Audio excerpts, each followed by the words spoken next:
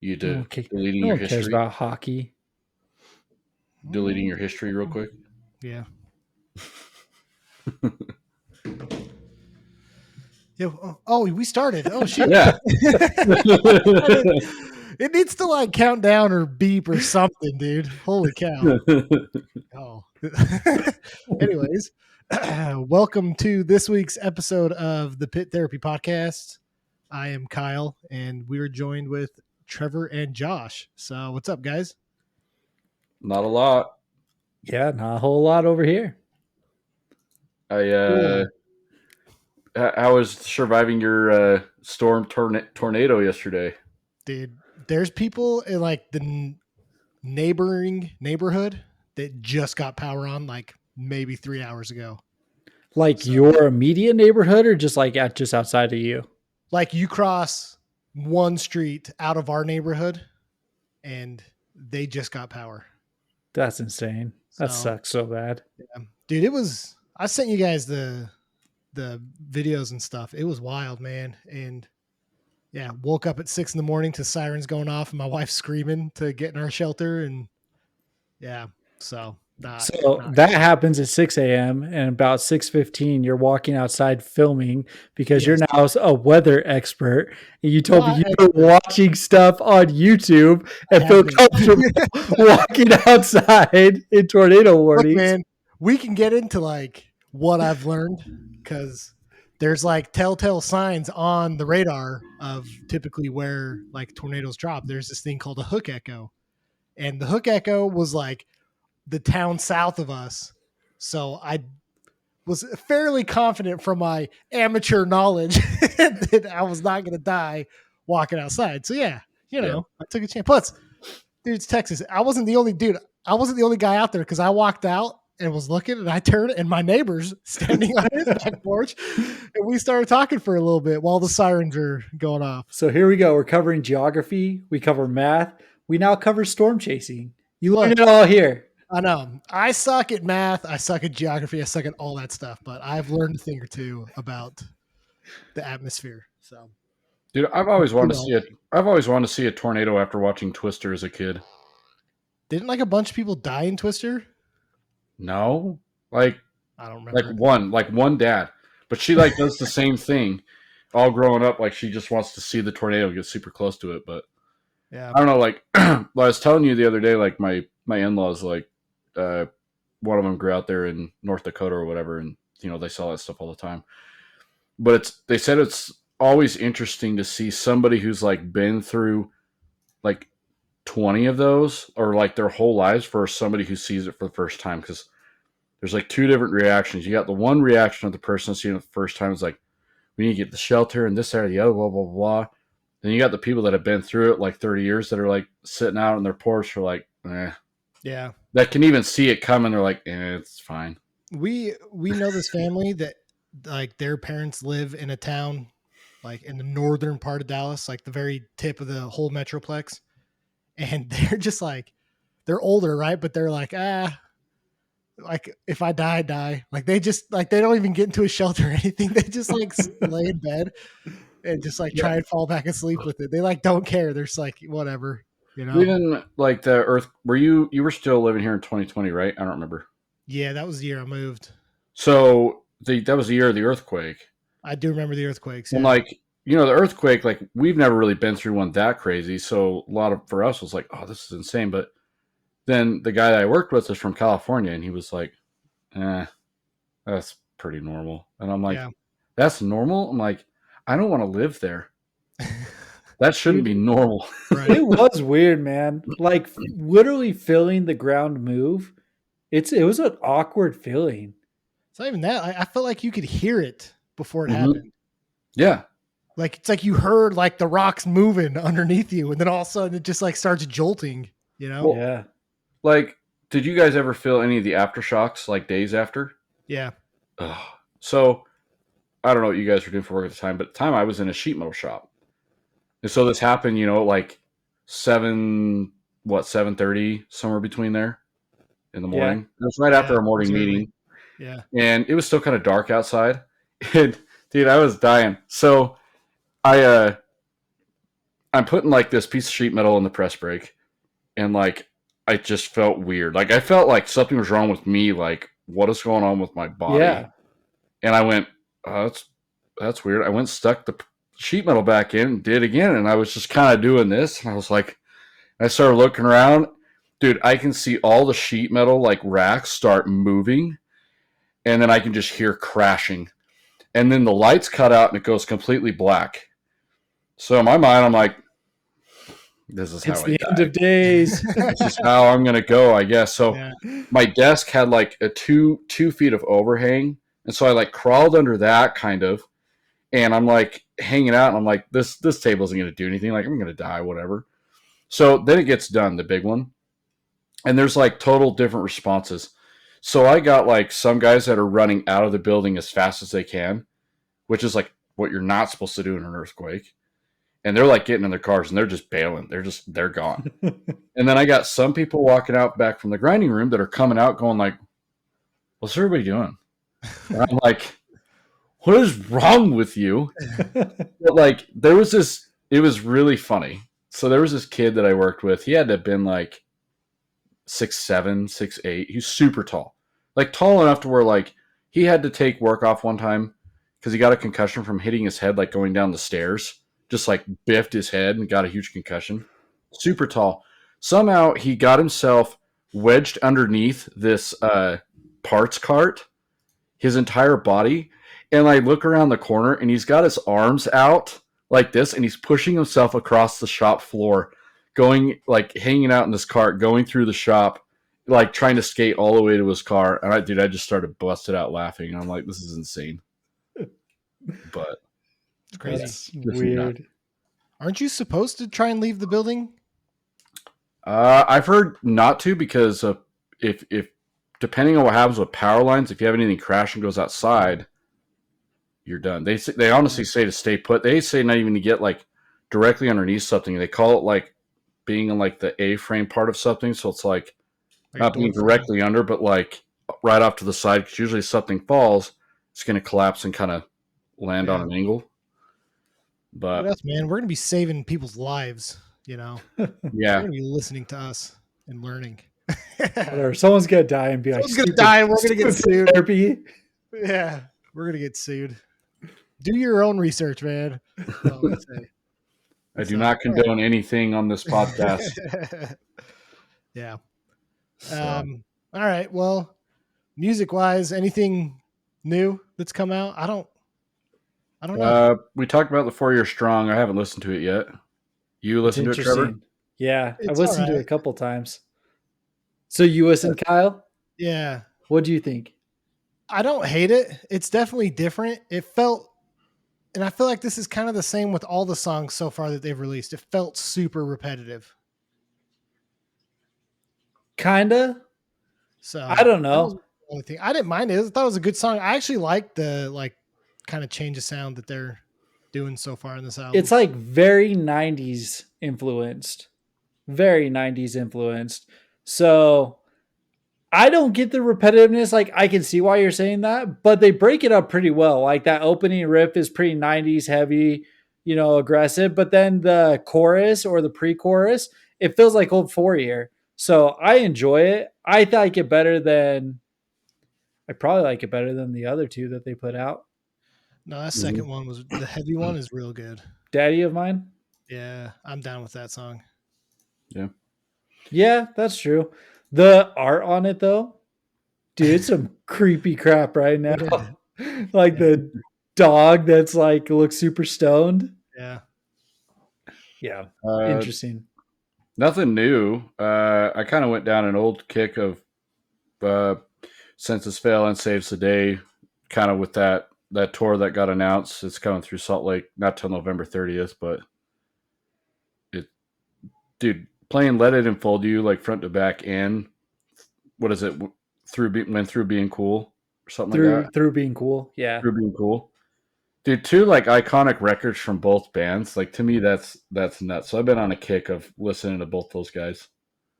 Are you listening to like all of their stuff or just those two albums? More Saves the Day than Census Fail. For Census Fail, for me, it was like the first 3 records I got way into, and then I kind of pick and choose off of the rest. Yeah. Okay, hold So, on. It's kind of where I'm at too. When you say the first 3, are you going I'm back to the including EP? I'm including the EP in that. Dude, that Like, there's EP is so good. yeah. Like, I love that EP, and I love Let It Enfold You. So you're Mhm. talking, I don't even remember what the EP is called, It's but EP, Let It Enfold You, and then Still Searching. Still Searching. Yeah, those albums are incredible. Yeah.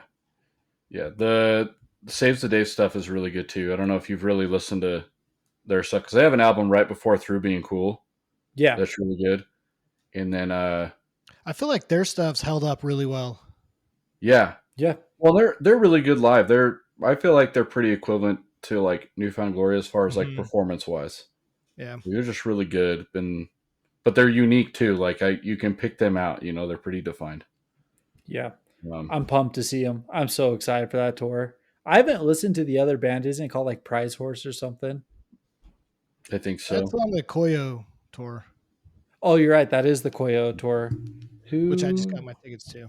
So yeah, I got tickets to that one as well. I can't remember. It's been 2 weeks. It's been 2 weeks since we talked. Did we already talk about the Story So Far record? I don't remember. Is that out? The Story So Far song? I thought the record was out. Maybe I'm wrong. No, their record's out. No, it's not. No yeah, it way. is. Hold on. That thing's out and we haven't like listened to it yet. Hold on. I could be blowing smoke up your butt. Let me. Yeah, they just released the All This Time single is the last thing. Oh, sorry. There's like 3 songs released. Yeah. Yeah. For some reason, I was thinking it was really. I don't know what I thought. Release countdown. June 22 days. 21st. Yeah, so it comes out in 22 days. The other band days, on 1 hour, 30 minutes. To be exact. Because Spotify's counting down.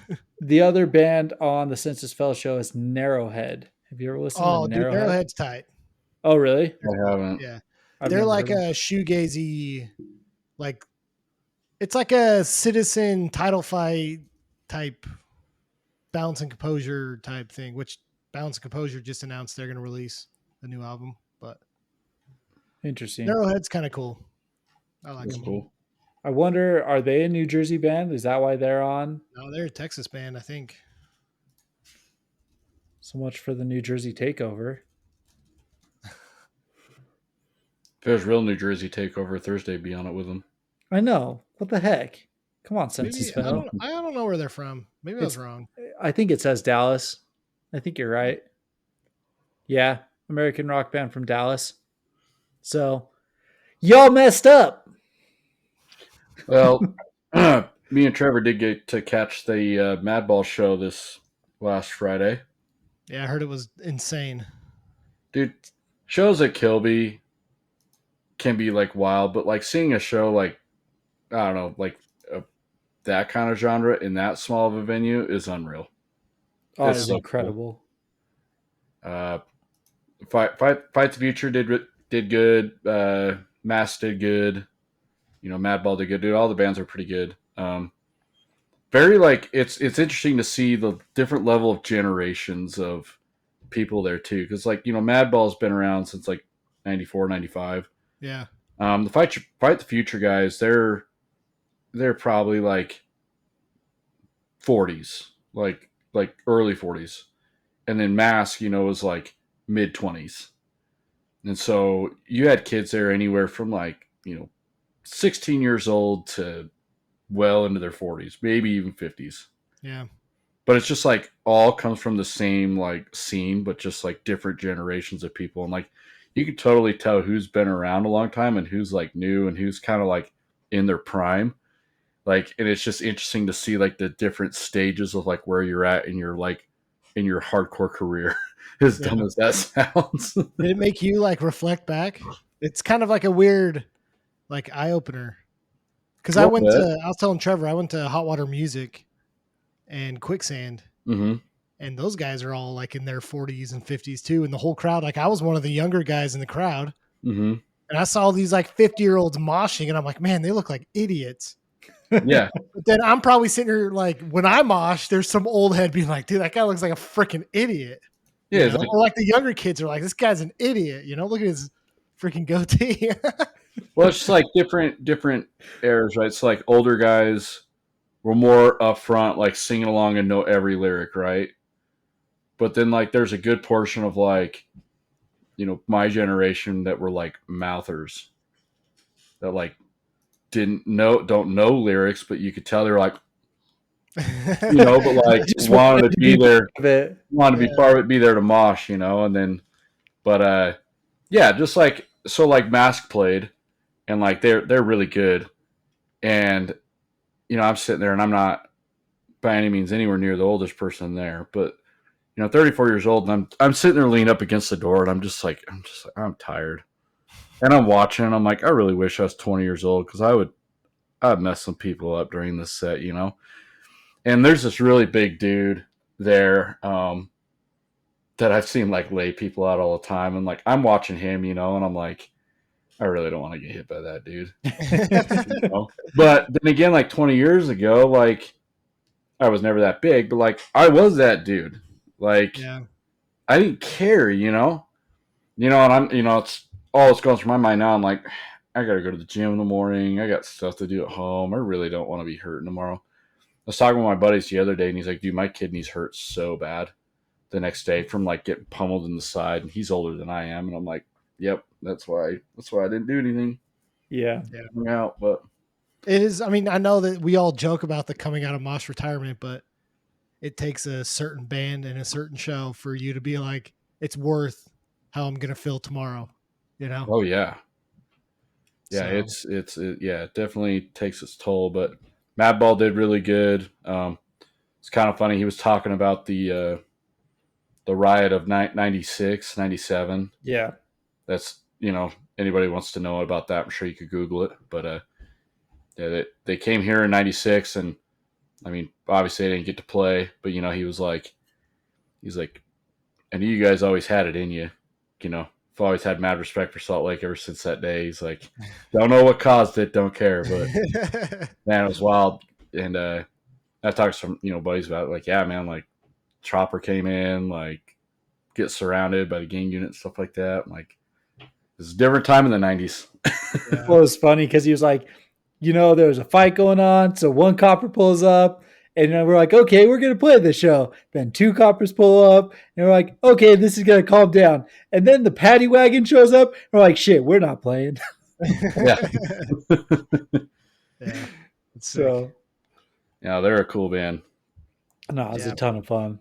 I got into, because coming up next week is the Johnny Baseball release, and they're playing with Absolved, Spent, and Run Into the Sun. So I was listening to Run Into the Sun today. And in 2022 or 21, they had the Cherem vocalist on one of their songs. Mm-hmm. So I was listening to Cherem all day today. So that's what I got into. And dude, it's just a throwback. Listening to those sound clips from the Salt Lake News talk about the vegan straight edge movement and everything that happened, it's just wild, just listening to it. Mm-hmm. It's good That's stuff. crazy. I really like them. I've been going down the rabbit hole with some of the like OG Texas hardcore bands. So I listened to a lot of this band called Iron Age, which is like the biggest influence to Power Trip. Mm-hmm. So they're sick. Listened to a bunch of like Bitter End. Bitter End's yeah, good. There's like some cool hardcore that was around back in the day here, and there's still good stuff now that we're going to start talking about more later. But It's like always wild to me, and like I don't know if you guys feel this way, and we'll get into the band, but I've never really quite figured out or really understood why, like, Salt Lake has awesome bands, right? Like Arizona's had really good bands, California has really good bands, Texas had really good bands, but it feels like it's never been like a shared tight community like it is back east. You know what I mean? Yeah. I think it's just because of the Like scale of what the West is size wise. it's the only thing I can think of. Like for us to for a lot of people to go to say, let's say the three main places to play a show that are close, it'd be like Vegas, Salt Lake, and Boise. Yeah. So on average, if you're going to drive to Boise, you're what, 5-6 hours. You're going to drive Vegas, Mhm. you're 6-7 hours with an hour change, and it's like, and you live kind of in a main city, and I don't think bands are willing to just play Vegas and skip all of those, so they'll just come on through. Yeah. Is there anything I could ever think of? Well, I mean, you think about like, okay, you're a New York hardcore band. There's more people on the island in New York than the whole state of Utah, you know? And then you drive or you take a train 30 minutes away and there's a whole nother city the size of the state of Utah, Mm-hmm. and I just like, just from a percentage wise, you're going to get more people that are involved and part of the scene, and that culture is going to be bigger because of it, and that's why I think that, because going through and listening to all these Texas hardcore bands, it's kind of crazy that like the only one that I guess in the like recent modern era that really made it was Bitter End, right? Like they played, and I guess Power Trip, right? Mm-hmm. But like you got to think Texas is the size of all these states put together. Like if you're a big band in Texas, you don't really have to go anywhere, which I guess is what it's like back east too, right? Like you can play 4 or 5 towns in Texas and get like a brand new market in every town, and you only have to drive 3 hours because of how big Right. it is. There's Right. a lot of big Texas bands. There's a lot of big Texas bands. I mean, Kubla Khan's like one of the biggest bands out right now. Yeah. So But but you got to think like even then, like how many bands though have come and gone, and because like I was thinking about that with Salt Lake too. Like, were there any really big hardcore like bands, like hardcore bands from Salt Lake that really made it like huge? Clear, but they Okay. were only around for like a short period of time. Yeah. I think that that's probably more the point that you're trying to make, Kyle, right? Like the longevity of it. Like Sure. there's one thing about like the East Coast, Long Island, New Jersey, all of these places, they produce bands that are on their 20, 30 Oh, yeah. year. Like Madball, right? Like Madball's the Yeah. like exactly. I don't know if we've had that,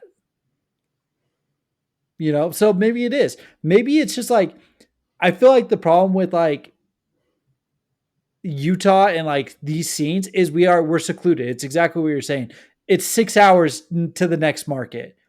And so because of that, you have the generations growing up together, but then they phase out together. And the Yeah. new generation starts and grows up together and then phases out together. I think one of the cool things is what we're starting to see in Salt Lake is some of these older bands are starting to play a couple reunion shows here and there. And the younger kids are actually starting to come out for the older bands. So that's the kind of feel that you get on those back east scenes. The young kids are included into the bands earlier, creating longevity and all this stuff. I guess I mean it like, so say like if you saw a tour like Madball, Wisdom and Chains, and like Shattered Realm, like that's not pretty unheard of, Right. and and that's been pretty continuous. Those are like three big bands for their own areas and like have their own backing and their own like um, career in it. I I don't feel like it, at least what I can think of off the top of my head. I don't think I've ever seen something like that come from the West Coast. It's usually like one band, Exactly. and then I they mean, take California would be the exception, right? a little Yeah. bit. Because I you have mean, tons. I mean, Terror, Rotting Out, well, I mean, like so, like Zabalba came through, right? right? But they didn't come through with like another crazy Yeah. big following band. It was I just guess like locals played. Terror might be the only. I mean, are they Well, from California, or is it just like where I Scott think they're from? based out of California now, but I don't know if all of them live Okay, there because I off know the top of my Scott's head. from Buffalo, right? Yeah, but Terror, yeah, because so like Buried Alive is based out of New York, and that was Scott's band before Terror. Yeah, So I don't know, like maybe that's their connection back east, but like Terror tours everywhere, but it's never like a West Coast band bringing their own tour with them. Like yeah. I know, like there was a Just little one that Drain. yeah, there's Drain, but I mean, when Drain came through Salt Lake last year? They came with some like Torrena and some other bands, but it wasn't anything like any big band that could tour on their own. Like if Torrena Right. came through by themselves, would you go? No, it'd be playing the small local venue, right? It'd be Right. local bands supporting Tirana coming through. Now, if Shattered Realm came, you would go. If Madball came, you would go. Or if like Wisdom and Change, you would probably. Or the crowds they would draw, it would draw enough for people to come out just to see them. Yeah. Yeah. That's more what I'm getting This at. is, I don't know. This is a really weird, this is a really interesting discussion. And this is going to cut into time talking about the band, but whatever. I don't care. This Well, is you know interesting. what? This is actually going to bleed into this band It because will. Shai It Hulud will. started in Florida and specifically relocated to New York New York. Yeah. to be able to do stuff like that, to be part of a different scene where it's easier to play Well, shows, it, easier to do members and stuff like and that. that's the point I was going to make is I wonder how much of it, because as I'm getting into Texas hardcore, it's very metal influenced, right? Like I would Oh yeah. argue that like Power Violence came from Texas, right? Like it's very, very metal influenced. And the reason why is because who are some of the biggest bands of all time to come out of Texas? Like Pantera, you know, Mm-hmm. like all these kind of thrashy metal bands. Like that's just what Texas is known for, right? So like you go to California and you're like, it's very, very punk influence. It's very like a lot of that kind of stuff, right? Like California music, we all like the Offspring, you know, like freaking, what's the band I'm thinking of? The Every Morning There's a Halo hanging in front. What's that? Sugar Ray. Like Sugar Ray, like that kind of Yeah. music, you know?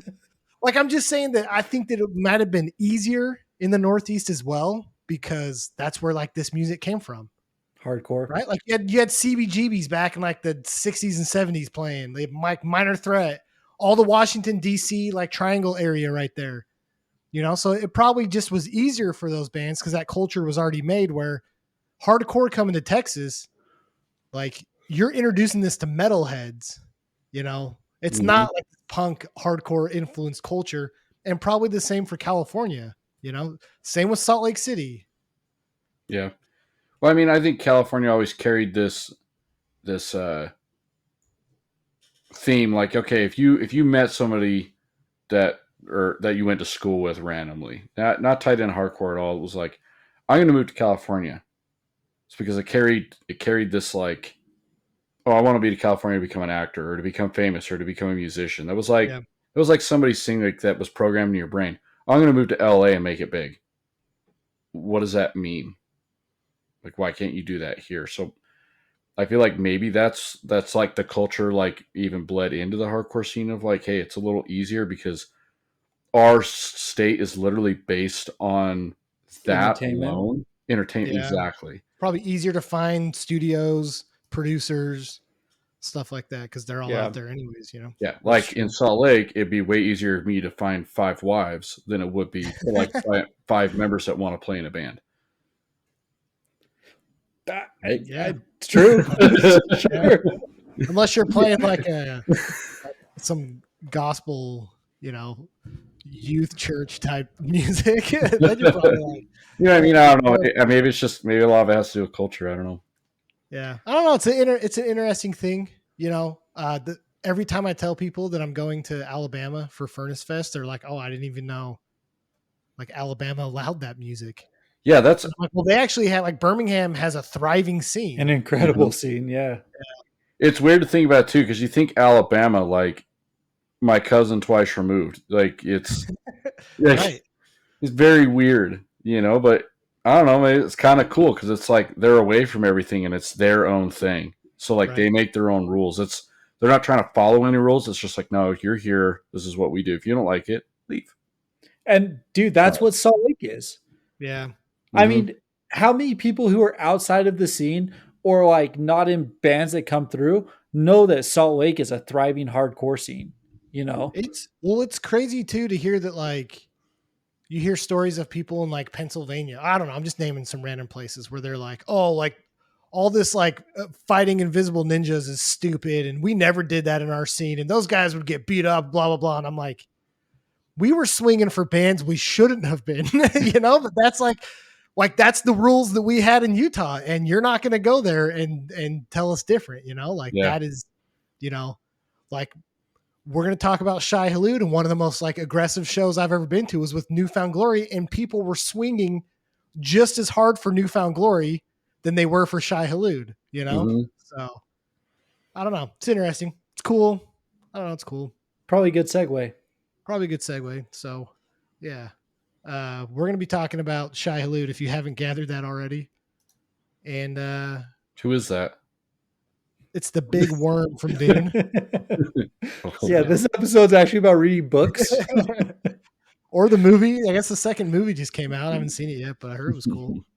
So Yeah, I fell asleep during the first one on a plane. So I mean, if we're really going to get into it, I don't know that the movie's translated very well if I don't you've read either. the books.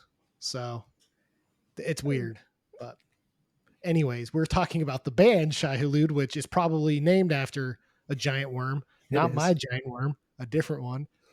But not even like a pity. I was gonna say, not even like a pity laugh. Come on, jeez, man. Yeah. So it's because we just know it's not giant, bro. it's fine. Little inchworm. Little inchworm. Yep. So, band started in 1995, and they've cycled through quite 30? a bit of 30 members or something. The one consistent has been their guitarist Matt Fox, who, you know, I guess is the brains behind everything Shai Hulud. Writes most of their stuff and does the lyrics. And deserves to be in the Hall of Fame of whatever, you know, because pioneered the term metalcore. He coined it, supposedly, is what I read. It's really weird that I saw that they were labeled as a metalcore band. Would you guys consider them metalcore? So early definition, yes. Current metalcore, no. And from what I read and interviews I've listened to, he doesn't consider them metalcore anymore either. He considers them progressive hardcore, is how he's like, if you want to label it something, like we're not metalcore. He's like, we don't really break down. We don't really mosh parts. There's parts that you can mosh to, but it's like not an intention of ours. We're playing like progressive hardcore. So I agree with that. yeah, I think at the time it was probably melodic metal or melodic hardcore, I guess, is what I would categorize it as. Yeah. But, interesting. Yeah. So what do you guys remember about this band? When did you first hear them? You know, what was your experience listening through the albums? Josh, we'll start with you. So I think the first time I heard them was, I think it was on accident. Let me just start with that. And I can't remember if they played their show or not, but I remember looking up an old tour when I was looking up stuff about that band Elijah. And there was a tour that came through at Boomba in 2007. And Sky Eats Airplane played, and Elijah played, and then it says Shai Hulud was on the tour. I don't remember them playing, but at the same time, I don't remember much of that show either. I just remember I was there because that was one of the only times I got to see Elijah. I'm pretty sure I was at that with you because we ate hot dogs with Sky Eats Airplane before the show. Okay, so you were there. I don't remember them playing though. Do you? I don't either. No, I don't. So here's the hard part for me. Either they did play, and I just didn't care because I didn't know them, or they didn't play and I'm off the hook for that show. Or we didn't see them. Right. Yeah. So, but they were on that tour, and it says, like, at least looking up in the internet, it says that they played that show, but who knows? The one show that I do remember them playing was opening for that tour for, well, it was Set Your Goals, Newfound Glory. Bayside, I think, was on it. I just remember they opened, and it was at Newfound Glory, Bayside, Set Your Goals, Verse, Shai Hulud, and Fireworks. I think was. I don't think Verse played. Verse didn't play, and I don't think Fireworks played. I think it was Shai Hulud, Set Your Goals, Bayside, Newfound Glory on the Utah date. Okay, that's possible because I may not even stay for Bayside, but I remember. So they opened, and I just remember like I didn't know who they were, and I remember like kind of standing in line outside of the venue, and the venue was called In the Venue, so that might get confusing as we talk about that show. But I just remember it was like, oh, dude, they're way good. They're like a hardcore band and blah blah blah. And so at that point, like when I was getting into hardcore, a lot of this stuff was like word of mouth, and so I didn't know like any of the songs, but I just knew like my friends were into the band, and so like I was going to be into the band and what have you. But I know you were kind of talking about like that was one of the most aggressive shows you had been to probably at that point. Um, yeah, so they started playing, and like the pit opens up, and it wasn't just like our age of friends in there. There were like some older dudes in there too, Yeah. and that's why I was like, oh, this is a little weird because I hadn't really been around that yet. It was just like friends around our age, so like 17, 18. Well, I guess Mhm. probably like 15 to 20-year-old people. Now all of a sudden, like a couple guys that are about 30 years old show up, and I'm like, this is a little weird. And they started going super, super hardcore, Yeah. like a different level of like moshing that I wasn't used to. I was kind of explaining this to Trevor the other night, and like, there's like a different level of craziness that like some of these older guys have, and they don't mean anything by it. That's just how they grew up doing it. So like, we're watching like I'm watching this guy mosh. You know, he's well into his 40s, and this young kid can't be maybe much older than 18, 19 years old, and he like kicked back at the dude, and the dude just like picked him up and drop kicked him halfway through the venue, and like you'd almost like think like that was a super dick move, but it's just I've been around that enough to know like no, that's just what they do. That's their welcoming generation, you Yeah. know. Um, but yeah, so I'm watching these older dudes mosh, and I'm just like, I was terrified. I'm not gonna lie. I'm like, I don't want to get hit by this dude. I don't know him, and he looks way scarier than I've ever seen somebody. And like, what if he wants to come outside and kill me? Like, I didn't know. Yeah. And so I kind of like moshed a little, kind of hung out in the back, but then we got to see Set Your Goals and New Found Glory, which both those sets were insane too. Mhm. Um, and then I got to see them. I want to say it was in 2013 with Trial, and they played at this. It was weird. We were doing shows at a place called Foursquare Church. The place literally closed down because it was literally in a sinkhole, and the entire like building was collapsing. So like you'd get done moshing, and you'd go downstairs in the basement to use the bathroom, and the pillars were literally cracked. There was like cement like down on the ground. I don't know if you guys ever went there, but dude, it was wild. It was in a literal church, like like in your guys' church where you have like your gym behind the chapel Yeah. or whatever. Yeah, it was basically that, and they just Yeah. put up boards to block the chapel. Yeah. But That place was fun. but yeah, they I remember them playing there. Like Trial was pretty cool to see, but same thing like Shai Hulud opened for them, and it was pretty cool. So and like then I kind of learned, like that Chad Gilbert did vocals early on in the band, and that's kind of how their tie-in was, and they signed on Mhm. with the dude that was in Unbroken for a while, or maybe he still is, I can't remember, and just kind of had all those ties to Shai Hulud. But I will say this was definitely a band that I kind of had to go back and listen through because I like missed out. I don't know if I was saying other stuff at the time. They just never made it into something I really liked. I know in like 2008, like trying to get stuff like online still wasn't, real easy to get. And so at that point, I was super lazy. If it wasn't easy for me to get, I probably wouldn't have gotten it. Yeah. Yeah. No, for sure. What about you, Trevor? So I keep racking my brain. I don't know if I was at that Newfound Glory show. And but I do remember Shai Hulud coming from that show. So whether I was there or whether you guys just came back and was like, dude, like we'll get Shai Hulud kind of thing, that was also my introduction. And I think it was the same thing. Like, Chad Gilbert used to be the front man for them. Like that's why they were playing and like going down that whole rabbit hole. What year was that show? 2009. 2009? No, to set your goals. Yeah. I'm pretty sure it was 2009, 2008 or 2009. I think it was 2008.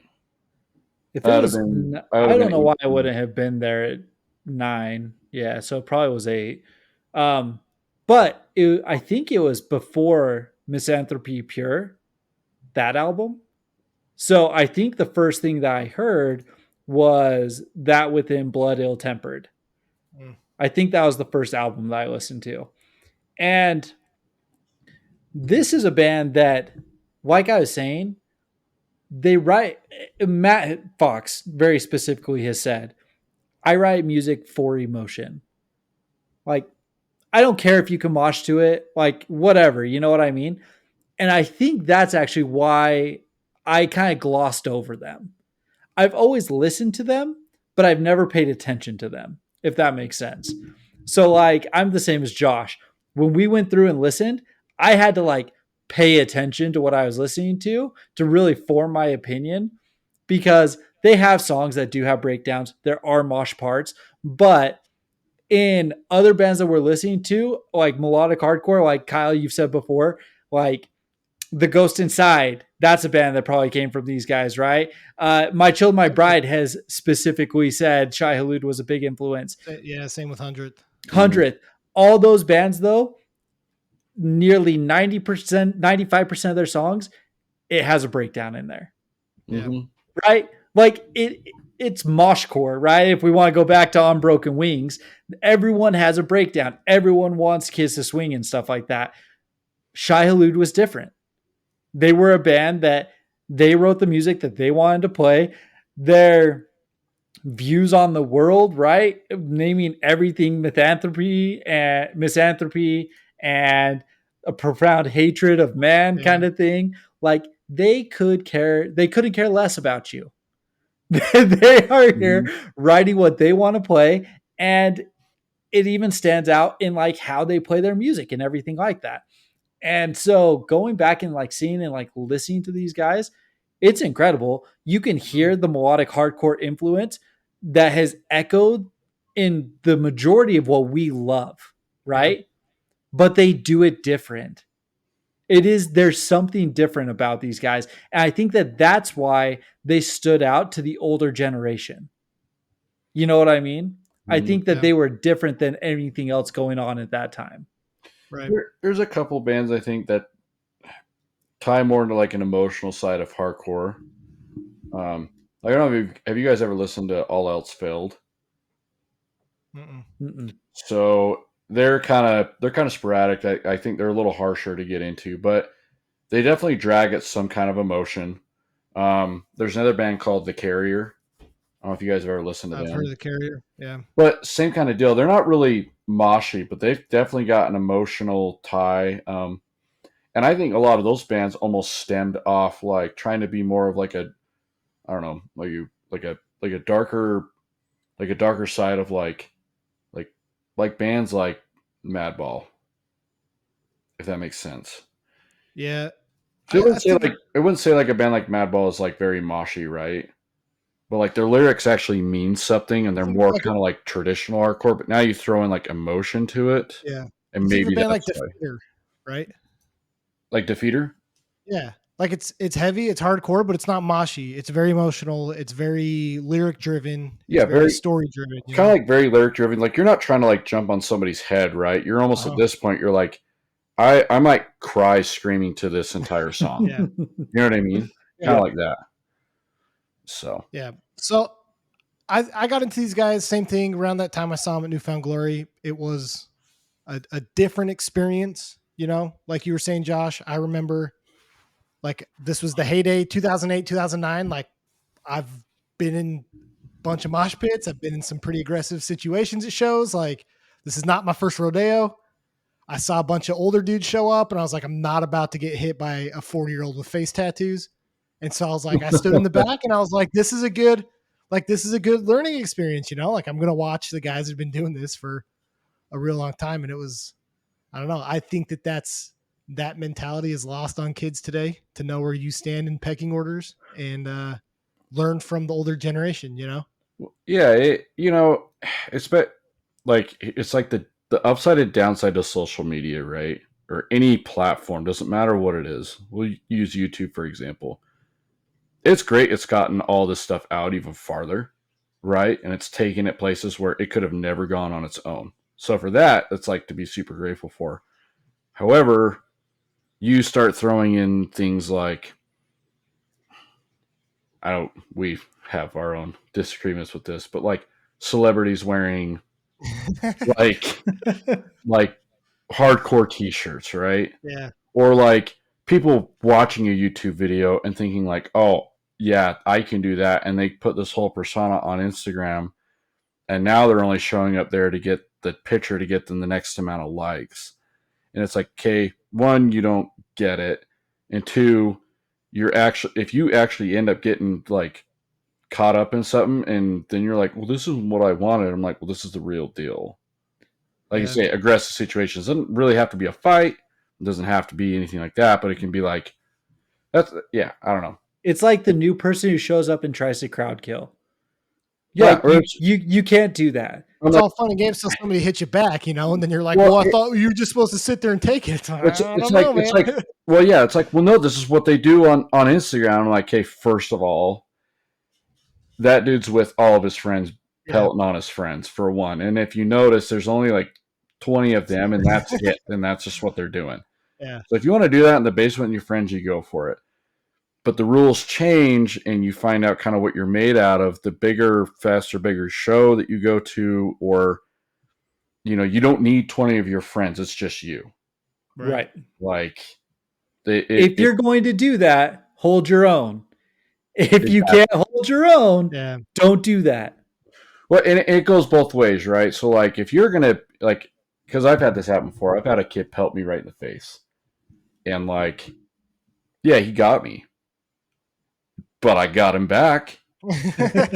You know what I mean? And like, because I'm not going to get punched in the face like that and have some kid walk away because he's moshing on me. Oh yeah, I spun him around, I hit him, and I'm like, allegedly I hit him, but sure. Everyone just kind of stood there and shrugged their shoulders, like, what do you think was going to happen? Right. Why would you hit? Out of anybody in the room, why did you hit him? But it's kind of that principle. Like, it shouldn't be me. It's just in general of like, if you're going to throw a punch, you're going to take a punch. Yeah. If you don't want to throw a punch, hang out in the back. Yeah. Yeah. Yeah. I mean, there are times, like I've even said it when we went to Zabalba. I'm like, I've got work the next day. Like, I'm not getting close to this. You know what I mean? There's times and places to mosh. There's times and places to do things. If you got to go to work, don't get in the pit, right? Like, because there's that chance you're going to get destroyed. So you can just be a pit potato with me. I know. Yeah. Dude, I still watch that video. It is the funniest thing ever. So this took a weird turn. We'll get back on subject. Shai Hulud. Shai Hulud. Anyways, so yeah, I'm a sucker for melodic hardcore. I've always said it. So as long as I've been getting back into hardcore, however long I've been listening to it, I've just kind of always listened to these guys. I've always appreciated their sound. It's very different, very unique. What's interesting was going back and reading and learning more about Matt Fox. So, obviously he's on the older side because their first album was like 96. And so he'd already, kind of been making like, obviously you don't just like wake up one day and like, okay, I'm going to write a incredible album, genre defining sound. So, he'd been making like writing and, or whatever, playing music for a little bit. So what's funny was he was talking about how his, influences were like Kiss and like 80s metal and rock. And I just thought it was super interesting to go from like Kiss to then writing stuff for Shai Hulud. Like that dot connection just seemed really strange to me. But whatever, I'm glad he could do it. Well, the interesting thing is he said that Metallica, the melodicness of Metallica is what influenced his guitar writing the most. And I've never sure, Metallica does have melodic parts, but it's not Shai Hulud. Listen to Metallica and be like, oh, this is very melodic. Yeah, exactly. So that was interesting. That's like their version of like rebellious rock though, right? Yeah. because Yeah. like their parents, probably came off of like, I don't know. Well, he was talking about how none of his parents even liked music, never Mhm. listened to music, weren't musical at all. Like this all came from him, you know? So So, so this is probably like 80s era of like Metallica, uh-huh. probably Yeah. Queen as well. So like bands like Led Zeppelin and those guys have kind of died off. Now you're getting to like the 80s era. I mean, I think there's a lot of influence from a lot of those bands. Even like Set Your Goals, if you listen to some of their lyrics, like where their influences come from, a lot of it has to do with like 80s, like butt rock almost. Yeah. Yeah. So I mean, I'll have to go listen to more. It just, I don't know, that connection was just very interesting. But I think it's cool. I think, I think the hardest part is understanding that this dude created this sound in the mid 90s. Hmm. Right. Right? Like that just seems like such a jump. Like sure, Metallica, Pantera, Slayer, all those guys were like heavier, but to go from that to what he was writing in the mid 90s, same with you think about like Earth Crisis and stuff too, or Integrity. Like it's just wild that in the mid 90s they're coming up with that sound because that seems like a huge gap to me, right? To Hmm. go from something like Metallica to like Earth Crisis, and Yeah. maybe I'm just looking into that more, but one thing I thought was interesting too is this the best band we've talked about that has cycled through so many members? Because usually when we talk about bands that cycle through members, it's oh yeah, they fell off really hard. Who was the other band that had like 30 plus members that we talked about? There was It was one one of Josh's bands, specifically. wasn't it? I It was can't. it wasn't from first to last, was it? They No. did. They cycled through a ton, but I think maybe it was from first to last who had like 27 members or something like that. I think that might be right. Anyways, I can't remember. I think that, like, and correct me if I'm wrong, but the point you're getting at is the fact that they've continued to have like the same sound, producing top quality tier music, album after album after album. Like, that's actually, it's incredible that like he's been able to continue to do that. Now, the interesting thing about it is their albums start getting further and further and further apart Yeah. because, like I think he's just doing other projects. He's doing other things. Shai Hulud is just something where he's like, does anyone want to listen to us still? You Right. know, like I think that the most interesting thing was in an interview I was listening to him from a couple years ago. He was talking about how they basically started back up. He's like, Shai Hulud hadn't put out anything since 2015. So this was 2022 because he's like, in 7 years we hadn't put anything out. And then one day I got a text from their now vocalist who was like, dude, it's time. And he was just like, okay, here we Yeah. go again. And then they had a huge reception. A ton of people wanted him to come back. They got invited to Furnace Fest, a few things along those lines. And like their music still resonates with people, hmm which is incredible. Yeah. I mean, there's a reason why they're playing Furnace Fest. You know, and they've played Furnace Fest a couple times in the last few years. So You know people what's still care about this band very much. what's crazy to think about Chad Gilbert. How, how He was 14 when he yeah. joined the So band. like how your kid. So my daughter's like 6. You guys are like 7 or 8 or pretty close. My son's 8. 9. 9. Yeah. So kind of think about it. Like your kid is over like in another what 5 years 5 away. years of being the same age Chad was to being a band like this. Are you okay with that? I mean, if he's playing with adults like Chad was at this time, like Right. probably not. Yeah, And this then was like the crazy thing. well, Like, and then I'm like glad that I'm not the only one thinking like this because I was gonna ask you guys, like, is it weird that they like invited a 14-year-old to just come play with them? I don't know, like Shoot. that whole band, Icy Stars. They were like their singer was like 15 when they toured. Even Well, I get like if you're so let's say even Chad's 14 and like freshman in high school and these guys are all seniors in high school. they're like Mhm. 18. That's one thing, but Matt Fox is that 7 years older than him. He was 21 when yeah, they got together. I don't know that I'm cool with that. well, I wouldn't say I'm cool with it, but I would say I think it depends on how Chad was brought in, because they didn't seek Chad out. Chad was recommended by the He did dude tryout. leaving. No, they did like tryouts for vocalists, didn't they? Oh, After No, the first I the guy left read on that the EP. he was recommended by the dude leaving. Okay. yeah, the Well, dude that's still leaving weird. was like, That dude. he was like, dude, Hey you man, guys there's a should grab. 14-year-old. I think they called him Young Chad, is what they Yeah, called him. but I mean, So I don't know. Think about it. Like if we went to like that band we've talked about, I think in the past, Mummy, or I think you have, I can't remember. yeah, Those are all really young kids, right? Um, I think they're all still in high school.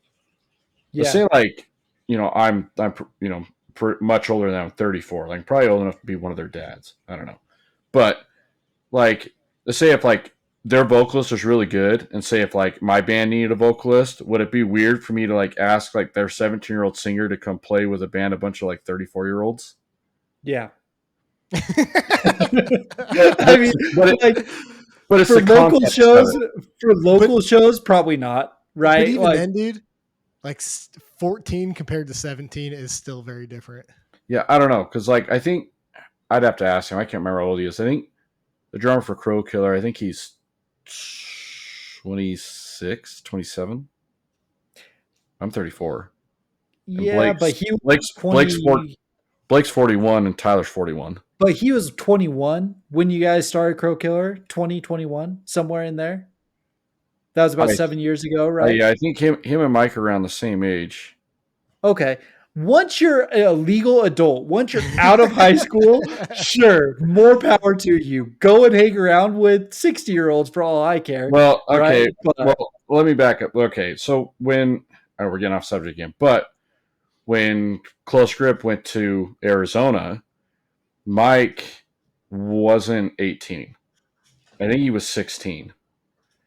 So his dad signed over the rights to his child. He gave me a full thing, right, signing over the rights to his child to me to be responsible for his son. And me and Brad were 24 years old. Is that legally binding? I don't know, but Is it like, just like write on a napkin? as far as age concerned, he was like 16. We were 24. So there's 8 years. yeah. And Listen, then some of the other guys that came, they were about the same age, 16. Yeah. Matt Fox himself, in the interview I listened to, said at the time it was kind of weird. Like once we were like a few years down the road, once he was a little bit older, it was a little bit more normal. Like today, a 7 year age gap, it's nothing. Like we can go chill, we can hang out, go to dinner. No one would think twice about it. When I was 21 and he was 14, it was a little weird, right? Yeah. It's I like would, I mean, okay, like just I mean, we don't have to spend the whole time on this because honestly, like it's just speculation. We don't know. Like Chad's mom could have been like the practices or something. Like I'm not like I'm not whatever. throwing shade at anything, right? The band Like, was incredible, and the but dude could scream like because Hearts Once Nourished is an incredible album. it's So, fantastic. And I was going to ask you guys, okay? I'm kind of calling BS. Like Chad might have said he was 14, but was it like the bench warmer scene where he comes walking out with the paper and the $20 bill? And he's like, 14. he's like, I'm 12 years old. He's like, yep, he's good.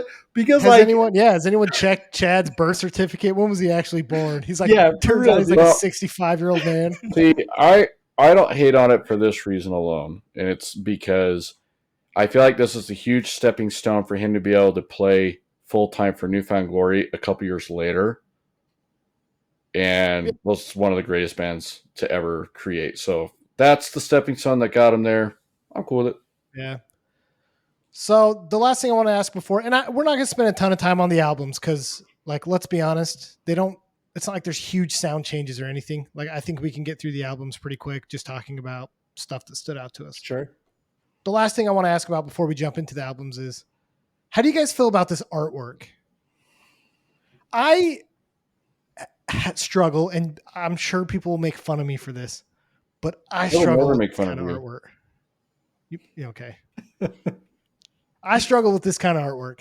I don't like the like dark, demonic looking drawings that like you would get like Rorschach in a therapy session or Sure. something. You know what I mean? That's just not me. So My opinion is I actually really like it, but it's because I think that they have always stuck to this type of imagery.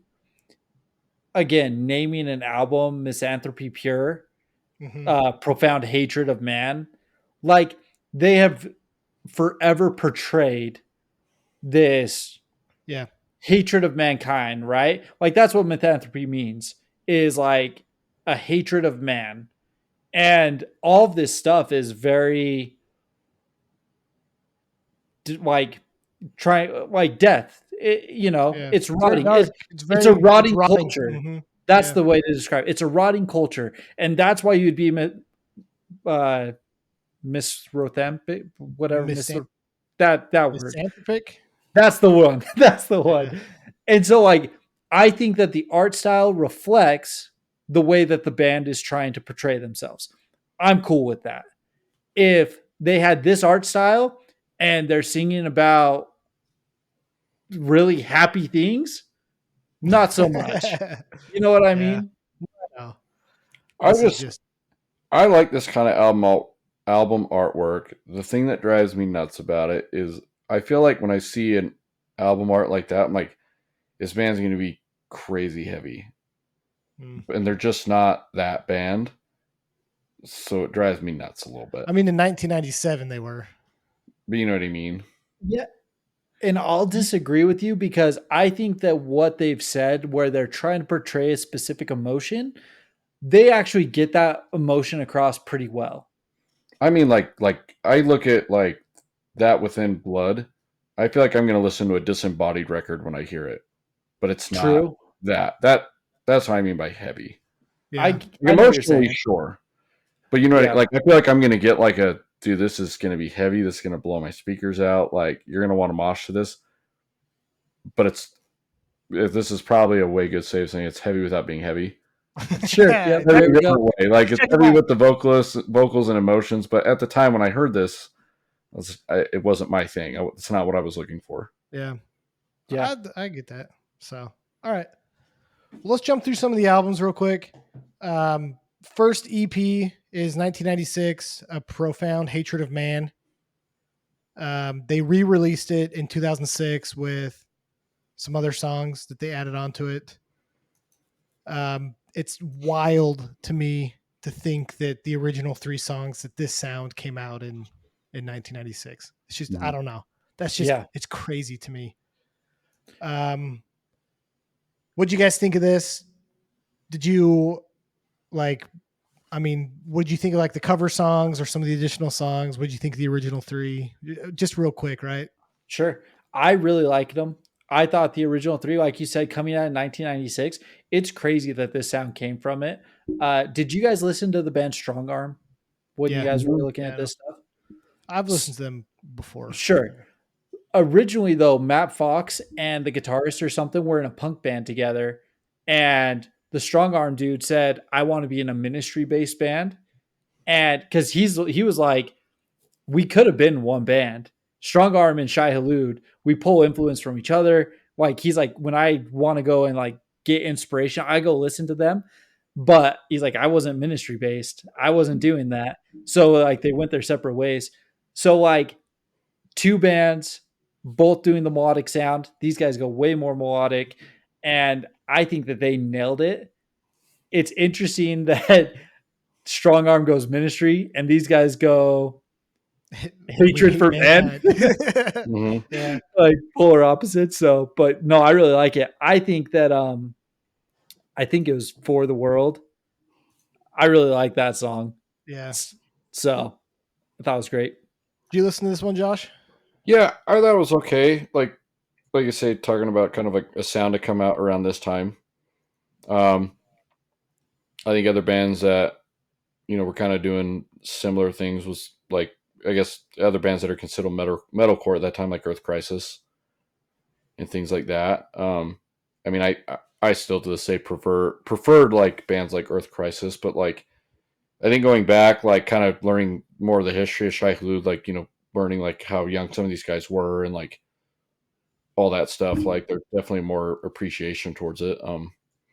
Nothing really stood out on the record. I don't think really anything stood out on any of these records. Maybe that's why I never really caught on to him as much. There wasn't like a defining song for them, where I was like, oh, Yeah. if you're gonna listen to Shai Hulud, you need to listen to this song. Yeah. It was all just kind of, yeah, it's pretty good. You're good. So I understand what you're saying and I agree with it, but I just feel like everything is so high that it's like if I'm gonna listen to Shai Hulud, I'm just gonna listen to all of it. You know what I mean? Well, it's yeah, it's like if I were to be like, hey, I really want to listen I to Devil Wears Prada, like what would you suggest? You'd be like, oh, this album, these three songs, and if you like those, then listen to this album. But like you say with yeah. Shai Hulud, it's like it's all pretty good. Like it doesn't really matter what record. Like you should listen to it. At least for me. No, I get what you're saying. There's not like one song that's like everybody in hardcore knows. And I Right. think 100%. that one of the hard parts about what these guys did too is there's no memorable sing-alongs. Yeah. Like, you know what I mean? Yeah. Most like bands, like once you like listen to them and you know the band, you know the songs, sure, you're going to pick up lyrics, you're going to pick up the parts where you can sing with the band and stuff. But there is like most bands have at least one or two songs, and this is to Josh's point, where there's very memorable sing along parts. And I think that that's a little bit expressed in their top five on Spotify, excuse me, where Linoleum, the No Effects cover, is the Mm, number two song. right. You have to go to a different band who Yeah. has memorable sing along parts to be like your one of your top songs, you Right. know? So I do Mhm. think that that is interesting. Yeah. So next album is Hearts Once Nourished with Hopes and Compassion. This is 1997. This is the first album that has Chad Gilbert at 14, which is crazy when you go back and listen to it because you would never guess. I thought that this album held up very well for being an album from 1997. Mhm. Um, you hear, like Trevor was saying earlier, you definitely hear the influence in other bands from this album. Like, absolutely. You know, I don't think that they've hit their like stride yet, but I do think that they've really figured out what they're going to be. One thing I thought was funny is they have a song that calls out vegans Mhm. in this album, and it makes me laugh because they toured a whole bunch with Earth Crisis, Right. which have a whole album called "Vegan for the Animals." So Mhm. I don't know. I just thought that was kind of funny. I think Um, it's funny. yeah. But My Heart Bleeds, The Darkest Blood is like my favorite song. The build up at the end. And I just felt like the guitars, especially on this album, just go hard like the whole time. And I wanted to ask you, Josh, from like a guitar standpoint, like how freaking hard is it to play this kind of music live? Like it didn't feel like there's like rhythm parts. It's literally just like dueling guitars the whole time. Weird time changes, weird melody changes. You have to have for the weird time changes. You have to have a very confident drummer. Because if you don't have a drummer that can like, you have to have a drummer that understands flow, but understands like when to change time. Because if you have a really good drummer, they direct the entire band. But then with that, like especially dual guitars and stuff like that, you got to be very dependent and confident in both guitar players that you both know what you're doing. So sound check like on stage is like super crucial. Like there's been tons of times where I'll play with Tyler and like I'm looking at him and I cannot hear him at all. Like the crowd can hear him, but like my monitor's gone and I'm like, Yeah. so then your whole dependency goes on the drummer. But if the Yeah, drummer's off and the drummer can't hear what you guys are doing, and then it's just like, oh no, Yeah. because that kind of music, it can go south so fast if somebody can't hear somebody or somebody gets off time. So for it's like sure. it's not hard to write, I would say, but I think it's hard to definitely play and be consistently good at Mm-hmm. it. Yeah. So I think what's interesting about Shai Hulud and what I was saying, where they don't have breakdowns in there, is I do think that that adds complexity to what they're writing because if you're writing a song, and Josh, you can obviously correct me if I'm wrong about this, right? But you can basically write your verse, your chorus, your bridge, breakdown, verse, chorus, right? Like it's very structured. These guys didn't have that. They had multiple different riffs, multiple different things going on where you would expect a breakdown to happen. They start putting something else in there. So there's just so many different riffs on riffs on riffs kind of thing where they're Mm-hmm. changing it up, moving things around, but then going back and like calling back to things that was earlier in the song. Like it's just a constant flow, a constant change. And I think that that's what's so interesting about these guys and what actually kept me entertained is Mm-hmm. they break the norm of what you're expecting. And I am a very analytical, I'm very rigid. I like knowing structure of things. And these guys threw me off just Yeah. because of that. Mm-hmm. So, like a profound hatred of man, like that's a song where it kind of is doing what I'm saying. I really like that song off this album. I think it's great. Again, Chad sounds great on this album. Yeah, he does. So I think it holds up very well for 97 for Yeah, sure. absolutely. Mm-hmm. Cool. Sorry, Josh, do you have anything else or? I guess I'll just add like a different style of writing I learned probably when I was like 20, 19 or 20 from my buddy Matt. Um, was trying to get out of the realm of structured writing of going like intro, verse, chorus, bridge, breakdown, chorus. But when you write like that, that's like how you hear everything on the radio. Everything on Right. the radio is written like that, but that's like your standardized writing, and you try to get it all done within like 3 minutes time, right? That's like your average song. And he was trying to, break my pathway into writing things like riffs. And Right. that's like, Under Oath did that very well Yeah. because they broke from that. They were very much their Only Chasing Safety album was very much like that, but Find the Great Line Mhm. wasn't. So it was like, let's write a riff, and if the riff kills it, like let's open up with that riff. Let's play it 4 times, but then let's play 2 times structured like this on the drums, and then let's like keep the tempo, but let's structure the drums like this. So it keeps it interesting, but like keeps that riff going. But then it's like, okay, now let's break into this part, but let's like change the time and throw Sure. everybody off. And then it's like, okay, well, let's write another riff. Now you've got 3 riffs, and it's like, okay, let's go back to that first riff because it was really good, and we'll just write kind of a slight intro back into it, and then that's when you start picking up your flow. But you start Right. like August Burns Red does that a lot as well. Yeah. They just write riffs on riffs on riffs, but a lot of the stuff kind of comes back to what they're originally doing. Right. No. That's how I feel about Misery Signals too. Mm-hmm. Right. Yeah. That's So, another band. I thought about Poison the Well while I was listening to these guys a ton. absolutely. I Like, actually have that on my notes for the next album. yeah, all Mhm. that kind of stuff all circles back to this. And to be, again, 96, 97 with this happening, Yeah. I think is crazy. interesting. So, Yeah. Cool. So next album, That Within Blood, Ill Tempered, 2003. Took a little bit of a break. Chad did not do the vocals on this. Mm-hmm. They found a vocalist while touring in Europe. The guy just reached out to him and was like, "Hey, can I come hang out with you guys while you're touring?" And they were like, "Sure."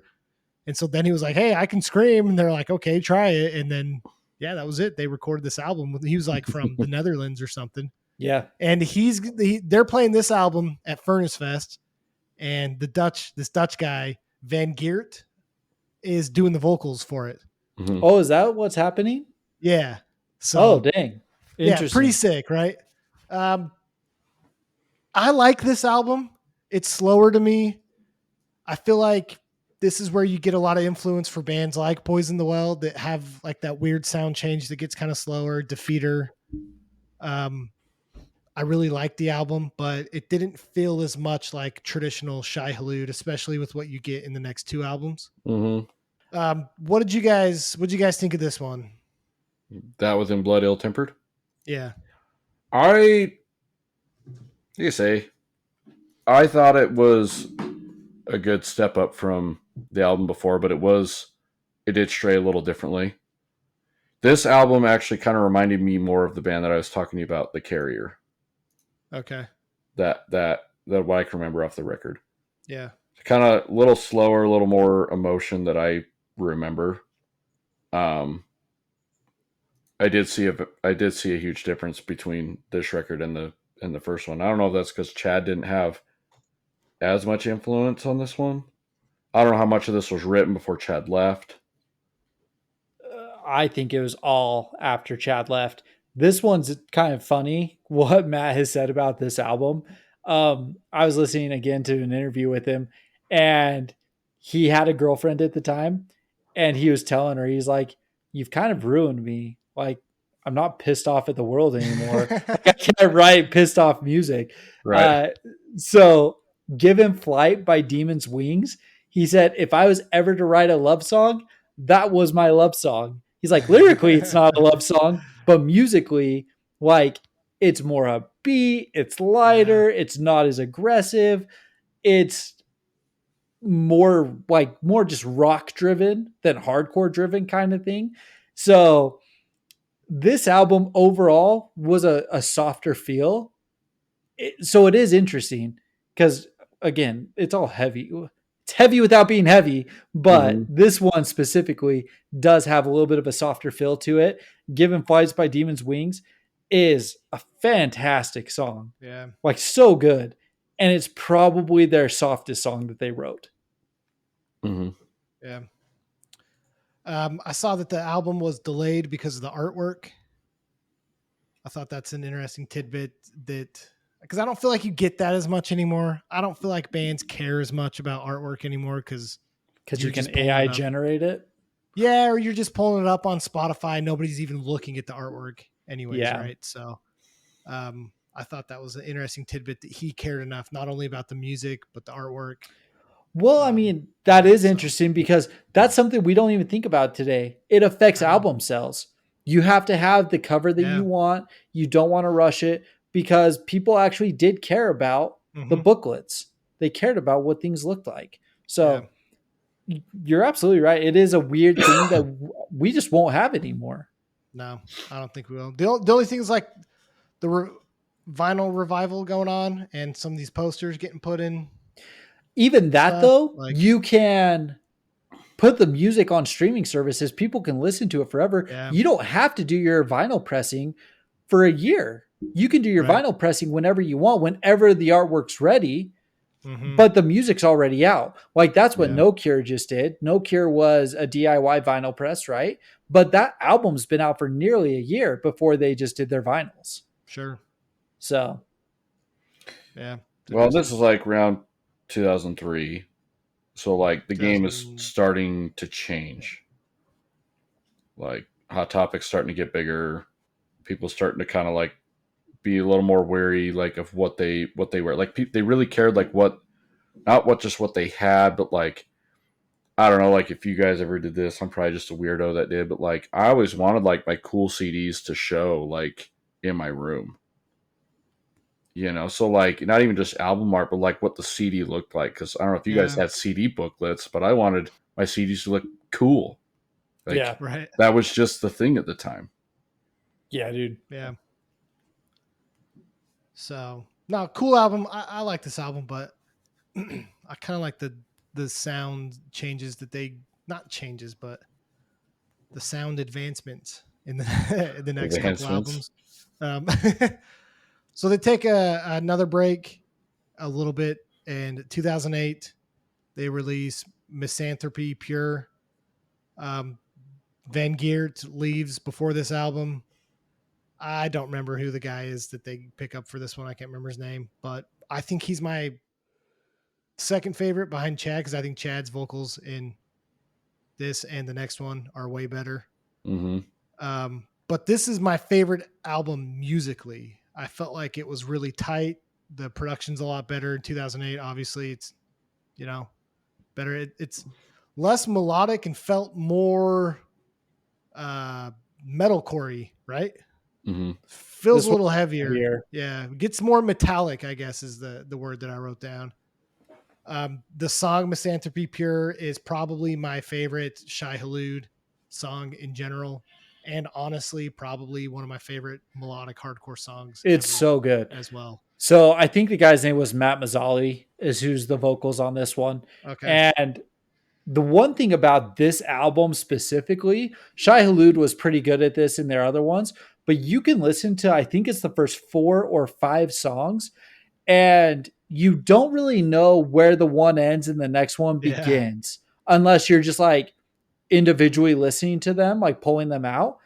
It kind of goes through the first 15 minutes of this album just consecutively, which Right. is awesome. I love albums that do that where like songs bleed into each other. You don't really know. And what we were talking about, where it's just like riff after riff after riff after riff, Mm-hmm. like it just keeps hitting you. I was listening to this one in the shower today while I was getting ready, and that's what was just happening. I'm like, I don't even know what song I'm on. Like, I don't know how many songs I've listened to. It's a weird album to crank your hog to.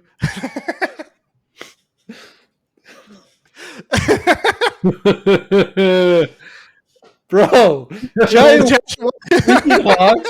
Like, what is happening right now, man? You're sitting here with a frown on your face. You're hating humankind. And you're thinking about wieners every Tuesday. All right, Josh, what do you think about this album? Um, oh man.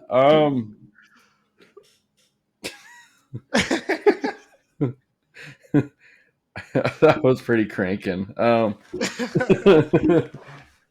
don't know, it was good. This started to kind of remind me of the vocals a lot of Defeater. Okay. I think Yeah. more melodic than Defeater, obviously, but I think it sounded, as far as production wise, I think it started to sound a lot better. And it wasn't. I liked it that it wasn't, especially around this time. It wasn't like fake, all computer generated. Like it still felt very real and raw, just like you were saying, a lot tighter. So. Yeah. Before I cut you off, Trevor, do you have anything else you wanted to add? No, I'm probably done talking the rest of the episode. All right. Just kidding. No, it's a really good album. It's probably my second favorite album that they put out. The next one we're talking about, Reach Beyond the Sun. This takes the crown for me. I think that this album's fantastic. Yeah. So this album's 2013. Chad comes back, right? Yeah. And I think it was kind of a surprise. Like they had announced that he was producing for them and they were recording with him. And then when recording wrapped up, they're like, oh, by the way, Chad did the vocals. So it was kind of a different thing there. And it's faster. This is a faster album overall. And I am a huge fan of this one. The song Reach Beyond the Sun is incredible. Just that fast beat right off the bat. It's different than the other stuff they put out there. Medicine to the Dead, great. Man into Demon, that's an awesome song. Like, this is my favorite album. I listened to this one probably 4 or 5 times through, going through everything with these guys. Yeah. So it's probably my second favorite album. I think Misanthropy Pure is my favorite. Yeah. But this album is it's so good. And Chad didn't miss a beat, man. Like he stepped right back into it and it was like he never left. It was incredible. I read that like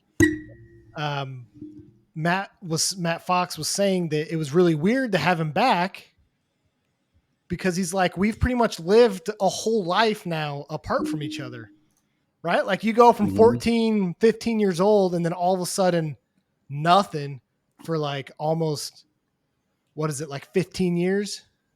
And almost 20 years, right? And he's like, it was very interesting to kind of relearn and get to know each other and redevelop that chemistry. And he's like, we argued a bunch, but it was always arguments that like were for the greater good of the songs.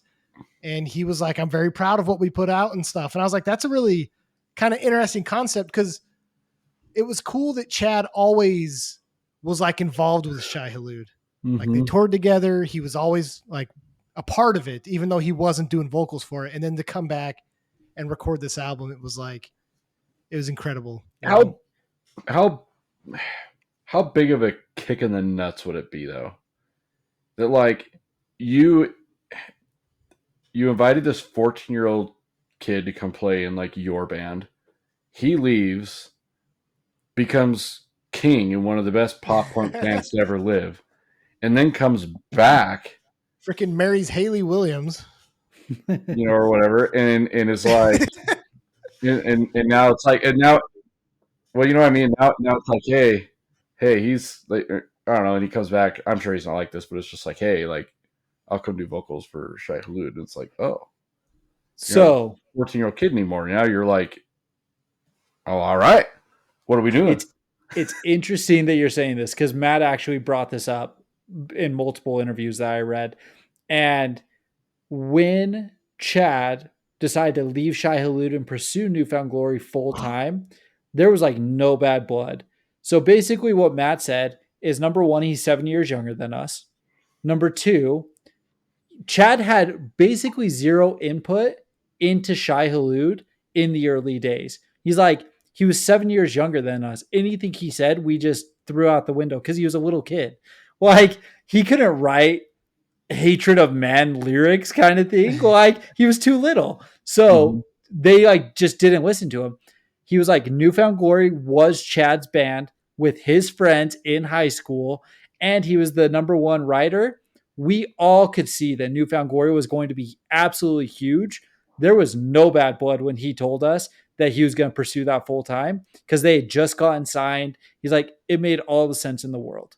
So, they were very, very accepting, happy for Chad about that situation, which I thought was really cool. So then, like you said, now they're touring together. Newfound Glory is the headliner. Shai Hulud's opening for them. They've continued to maintain their relationships and stuff. The interesting thing I think about this is 2013. Chad just put out What's Eating Gilbert, like the most poppy, folky, weird crap out there. He's in incredibly pop punk bands. Sure, he did the International Superheroes of Hardcore, but that's kind of like a gimmick, right? He freaking throws down on this album. Yeah. It's incredible. So, kudos to Chad for being able to do that. I thought it was awesome. Yeah. So, and then I think the last thing they did was just some of the stuff from Sincere, Just Can't Hate Enough, right? Or is that that's just a couple songs and then a bunch of covers too, right? Re-releases, I think. Yeah. I would give anything to get that jacket that's on the cover. Sincerely Hated? Yeah. The varsity jacket with Sincerely Hated on the back. Yeah, that's pretty dope. I would if they sell that at Furnace Fest, I'm dropping big money on it. Yeah. So. What did you think about these 3 songs? They were good. I'm not to say about it. They're good.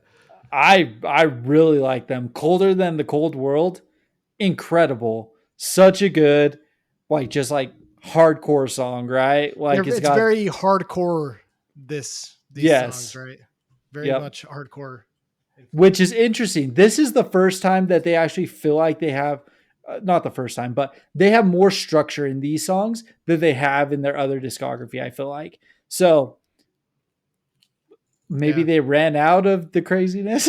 I don't know, right? But it's awesome. I like all 3 of these songs. Doing it for 30 years at this point. Yeah. Just whatever comes out, just right out. No one cares, Yeah. But ran out of cranks on the old hog. Ran out of cranks on the old hog.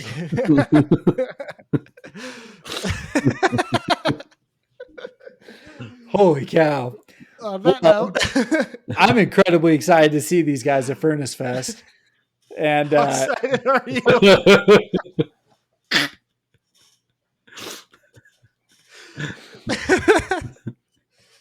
I mean, I don't know.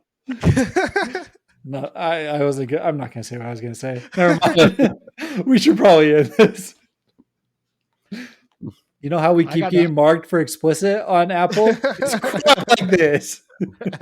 Well, just make sure you keep your camera waist high. You're right. I'm not wearing pants right now. Yeah. Oh, man. So yeah, I got nothing else. Good band. Pumped to see him in October. Yeah, I'm It'll be really tight. excited. Album wise, like if I was to recommend these guys, like Josh said, you really can listen to anything and get an idea of who they are. I would say Reach Beyond the Sun is my favorite. Misanthropy Pure was my second. But then their first three albums, really, you can go listen to anything. If you like Chad, go listen to Hearts Once Nourished with Hope and Compassion. Yeah. So, Yep. Good stuff. Got anything else, Josh? Anything you want to add about this band? No, dude, I'm still dying over this Crank It comment. That's gonna kill me the rest of the day. that's our new shirt. Crank it. That's a weird band to crank your on to. All right. Well, I've got to clean this one up. So, okay. Don't do it, man. Leave it. All right. I think, is it because me next, right? Josh did Devil Wears Prada. You're doing Shy. So it's back to me. All right. Yeah. I'll figure out what we're doing then. So, dope. Cool beans. Okay. Beans. Catch you guys next week. Cool beans. Peace. All right, too.